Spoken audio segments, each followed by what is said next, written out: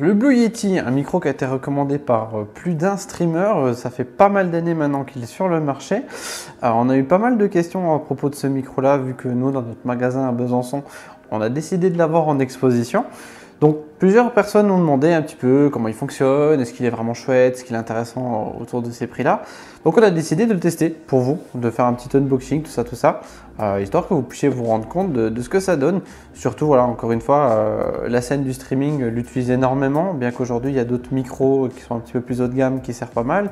En général, quand on a un budget autour de 150-200 € pour un micro, le nom du Blue Yeti revient assez souvent. Ce que je vous propose, c'est qu'on le déballe sans attendre, histoire de voir ce qu'il y a à l'intérieur.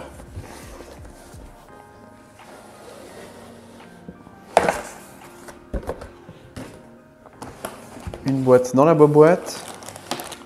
Alors, on y retrouve un câble USB vers micro USB à peu près 1,50 m, 2 mètres, voilà, plus ou moins, largement assez en général, vu qu'on va le brancher directement à son PC. Ça, il n'y en aura pas besoin. Et du coup, à l'intérieur, on retrouve le micro. Hop, directement monté sur son pied. Un d'autre dans la boîte. A priori, non.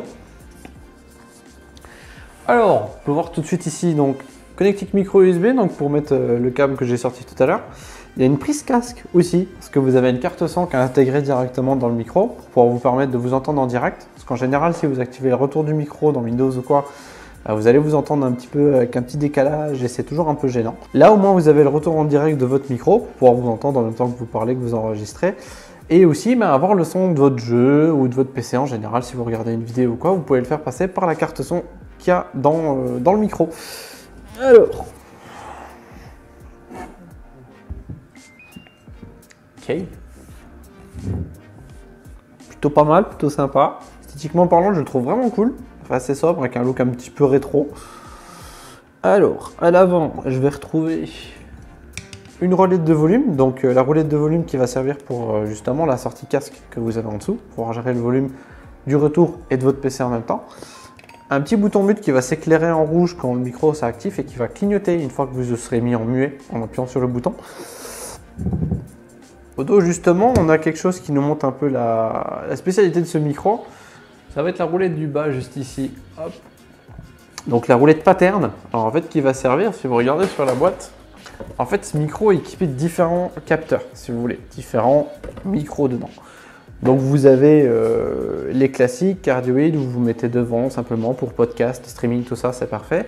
Vous avez un mode bidirectionnel qui vous permet d'avoir une conversation à deux avec une personne en face. Par exemple, si là, vous parlez, qu'on place le micro comme ça simplement au milieu de la table. On peut s'entendre tous les deux super bien, ça c'est propre.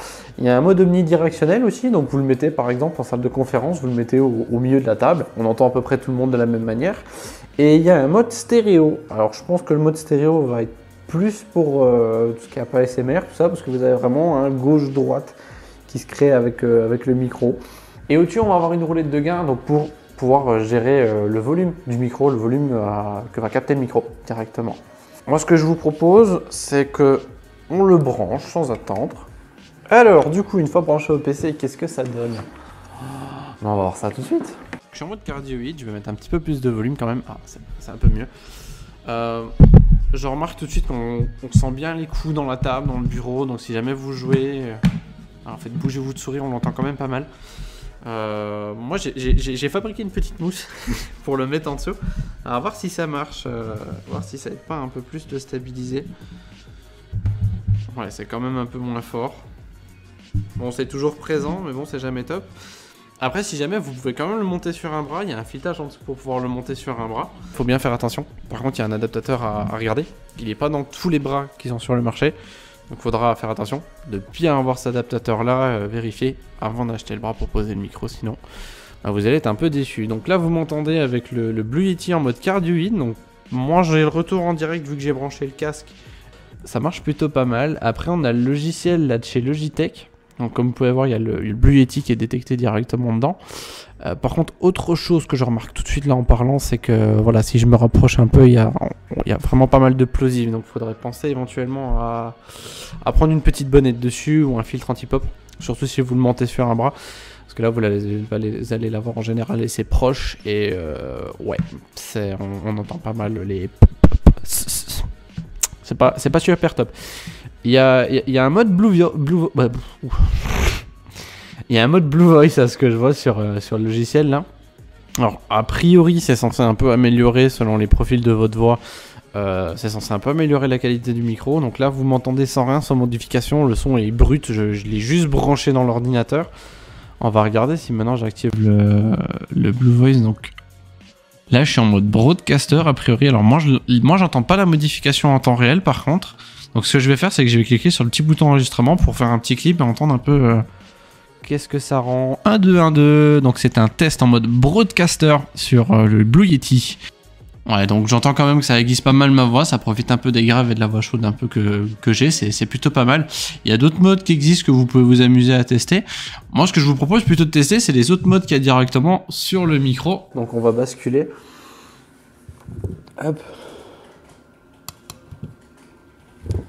Donc là, par exemple, le mode stéréo, voilà, je l'entends tout de suite dans le casque. Donc là, si je m'approche un peu à gauche du micro, un peu plus à droite, ouais, pourquoi pas. Ça peut être rigolo pour vraiment de la SMR ou quoi. 1, 2, 1, 2, 1, 2, 1, 2, 1, 2. Ça, c'est quel mode?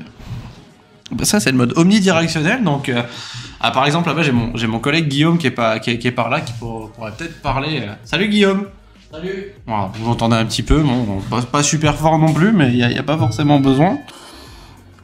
Il y a aussi, du coup, là, le mode cardioïde qu'on utilisait avant, et puis le mode des deux côtés qui va capter de la même manière que le mode cardioïde, mais de l'autre côté du coup.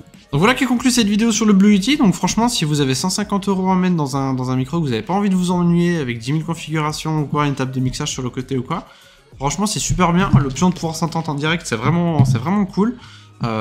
Puis bon, avec le logiciel, pouvoir un petit peu modifier le profil de sa voix, c'est assez sympa. J'ai remarqué qu'il y avait aussi un peu des effets, un peu reverb, tout ça, si jamais vous avez envie de vous amuser, ça peut être rigolo sur Discord et des choses comme ça, ou en direct. Il y a peut-être moyen sur les claviers qui sont compatibles avec le G-Hub, d'avoir des raccourcis directement pour éventuellement activer ces effets-là. On va bientôt tester aussi un micro qui vient de chez HyperX, donc le Solocast, histoire de faire un petit peu une différence. C'est un micro qui est quand même à la moitié du prix de celui-ci. Voir si vraiment ça vaut le coup pour les fonctionnalités qui en plus de mettre 150 €, ou pour si environ 60-70 €. On peut déjà avoir un micro tout simple, cardioïde, qui fonctionne. Ce que je vous propose donc, c'est pour pas rater cette vidéo, c'est de vous abonner, mettre un petit pouce juste en dessous, et puis je vous dis à bientôt en boutique les gars. Salut!